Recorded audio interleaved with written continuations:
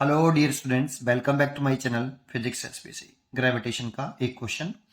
The ratio of kinetic energy of a planet at a perigee and apogee during its motion around the sun in elliptical orbit eccentricity E is. चार choice रखी है। Solution. सबसे पहले एक diagram बनाइए। एक elliptical orbit बना लेता हूँ। यह आपका एक इलेप्टिकल ऑर्बिट है।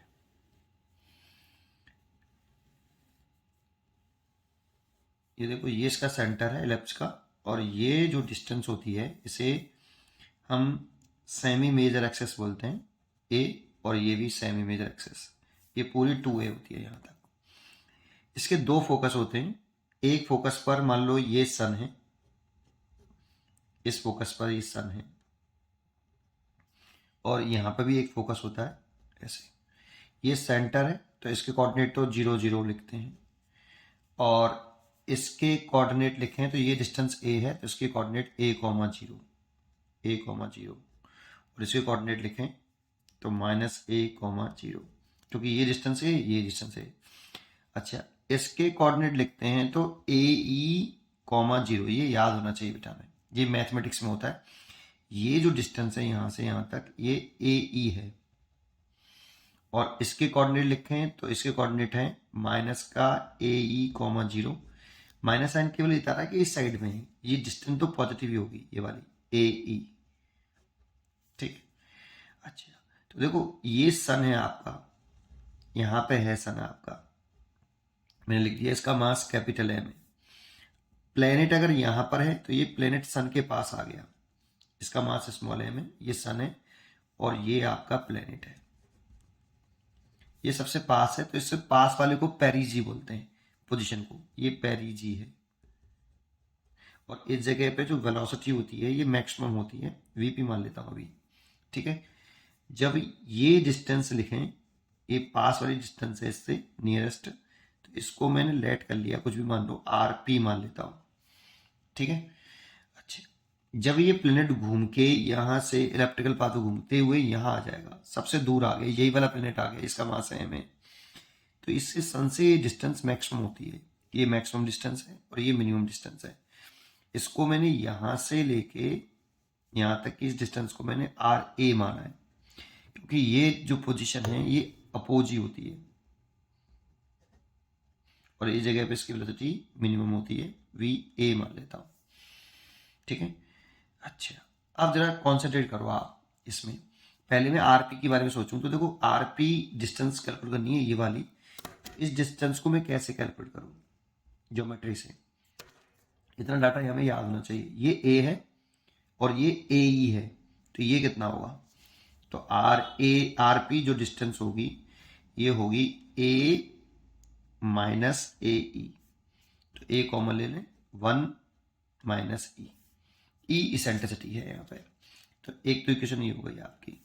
ऐसे ही अगर मैं आर ए कैलकुलेट करूँ, ये मैक्सिमम डिस्टेंस है आपकी, ये मिनिमम और ये मैक्सिमम, तो आर ए निकालना ये, तो देखो ये आपका ए है, ये डिस्टेंस नहीं है ए, और ये ए ई है, तो ये पूरी कितनी हो जाएगी?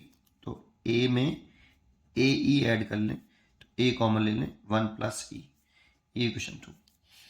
अच्छा, एक तो ये आर ए और आर पी, एक हमें वीपी और वीए पता होना चाहिए। इसका डेरिवेशन में आपको लिंक सेंड कर दूंगा, मैंने एक क्वेश्चन में कराया था, पूरा डेरिवेशन बहुत लंबा होता है।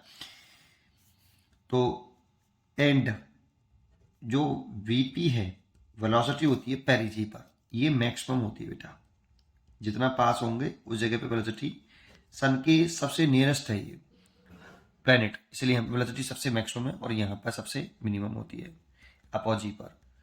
तो मैक्सिमम है तो रूट के अंदर जी, यहाँ पे सन का मास आता है बेटा, प्लेनेट का मास नहीं, सन का mass over a length of semi major axis आती है ये वाली, और रूट के अंदर क्योंकि यहाँ पे मैक्सिमम है इसीलिए 1 प्लस ई ऊपर होगा और 1 माइनस ई नीचे होगा। इसका डेरिवेशन जो है मैं आपको लिंक सेंड कर दूंगा डिस्क्रिप्शन में, आप चेक कर सकते हैं। एंड लेकिन उसमें एंड में होगा वो, क्वेश्चन करा रहा हूँ, क्वेश्चन के लास्ट में ये डेरिवेशन जरूर होगा, वहाँ पर प्रूव करा होगा मैंने, है ना। एंड वी ए वेलोसिटी देखें अपोजी पर, तो रूट के अंदर जी कैपिटल एम ओवर ए, ये सन का मास प्लेनेट के मास से इंडिपेंडेंट होता है ये, and a length of semi major axis, क्योंकि यहाँ पर मिनिमम होती है इसीलिए यहाँ पर 1 माइनस ई ऊपर लिखें और प्लस ई नीचे। ये दो फॉर्मूले हमें याद होने चाहिए। अगर ये फॉर्मूले याद नहीं है तब भी इस क्वेश्चन को कर सकते हैं। कैसे, वो मैं बता दूंगा। पहले अगर इसी ये याद होंगे तो आसान हो जाएगा फर्स्ट मेथड। देखो इतनी जानकारी हमें होनी चाहिए पहले, अगर इतनी जानकारी है तो उसके बाद फर्स्ट मेथड, ये सारे क्वेश्चन हो जाएंगे बेटा इससे आपके। काइनेटिक एनर्जी पूछ रहा है, कहाँ पर देखो, काइनेटिक एनर्जी का रेशियो प्लेनेट पेरिजी पर और अपोजी पर, तो इसलिए काइनेटिक एनर्जी एट पेरिजी और kinetic energy at apogee equal to planet का मास तो हाफ एम पेरिजी पर वेलोसिटी का स्क्वायर और हाफ प्लेनेट का मास और अपोजी पर वेलोसिटी का स्क्वायर, ये देखो कैंसिल हो गया। अब वीपी अपॉन वी ए करें तो इसका स्क्वायर कर रहे हैं तो रूट हट जाएगा, कितना आएगा जी एम बाई ए, पेरिजी पर लिख रहे हैं पहले, तो 1 प्लस ई और 1 माइनस ई अपॉन स्क्वायर हट गया रूट से, और ये लिख सकते हैं G M a 1 minus e over 1 plus e, तो देखो इससे ये कैंसिल हो गया, 1 प्लस ई सबसे ऊपर पहुंच जाएगा और ये सबसे ऊपर आ जाएगा यहाँ, तो ये इसके साथ आ जाएगा, तो इस वाले केस में 1 प्लस ई अपॉन 1 माइनस ई पूरे का होल स्क्वायर हो जाएगा। देखो इसका आंसर हो गया ये, तो इसका आंसर है सी, चॉइस इज करेक्ट। इसको अच्छे एक मेथड से और कर सकते हैं, अगर इस फॉर्मूले को हमें बाई चांस याद ना हो तो इसे एक तरीके से और कर सकते हैं, लेकिन ये फॉर्मूले याद जरूर होने चाहिए। अगर काइनेटिक एनर्जी पूछ ली ओनली पेरिजी पर, रेशियो नहीं पूछा तो सेकंड मेथड से नहीं होगा, फिर इसी से होगा, है ना। रेशियो पूछा इसलिए इसे एक मेथड से और कर सकते हैं। कैसे, कि जैसा कि हम जानते हैं कि जब आपका कोई प्लेनेट सन के अराउंड इलेप्टिकल पाथ पे रोल करता है तो दो क्वांटिटियां कांस्टेंट होती हैं, एक तो angular momentum of a planet about the sun एंड एक total energy of the planet around the sun. Kinetic energy change हो जाती है, पोटेंशियल एनर्जी भी चेंज हो जाती है, बट टोटल एनर्जी कांस्टेंट रहती है और एंगुलर मोमेंटम कांस्टेंट रहता है। लीनियर मोमेंटम भी बदलता है क्योंकि स्पीड ही बदल रही है ना। तो इसमें अगर मैं कंजर्वेशन ऑफ एंगुलर मोमेंटम लगा लूं अकॉर्डिंग टू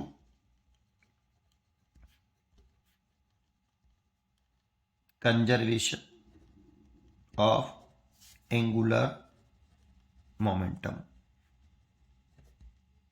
ये लिखें, तो पेरिजी पर एंगुलर मोमेंटम और अपोजी पर एंगुलर मोमेंटम, और एंगुलर मोमेंटम जो होता है L is equal to M V R sine theta होता है, और यहाँ जो थीटा होता है ये angle between velocity and radius vector के बीच में एंगल होता है।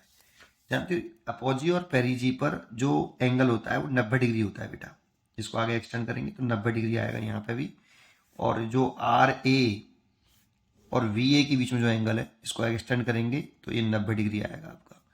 90 डिग्री होने की वजह से साइन 90 के लिए 1 हो जाती है। तो पी पे देखें और कहीं पे 90 डिग्री नहीं होता, केवल अपोजी और पेरिजी पर ही 90 डिग्री एंगल होता है, ठीक है। नहीं तो एल की पी की वैल्यू लिखें तो कितना ले सकते हैं, M V P R P is equal to M V A R A, M से एम कैंसिल हो गया, V P upon V A निकाल लो आप is equal to V P upon V A निकालोगे तो R A upon R P, और R A की वैल्यू पुट करो तो ए 1 प्लस ई, ये अभी मैंने लिखी थी आर ए की वैल्यू ये रही ए 1 प्लस ई, और आर पी की वैल्यू पुट करो तो ए 1 माइनस ई, ए से ए कैंसिल, तो V P upon V A जो आ गया हमारा वो 1 प्लस ई अपॉन 1 माइनस ई, ये इसीलिए काइनेटिक एनर्जी लिखें पेरिजी पर और काइनेटिक एनर्जी अपोजी पर प्लेनेट की, तो हाफ एम वी पी का square upon half M V A का स्क्वायर, ए से कैंसिल हो गया, तो बी पी का स्क्वायर अपॉन वी ए का स्क्वायर,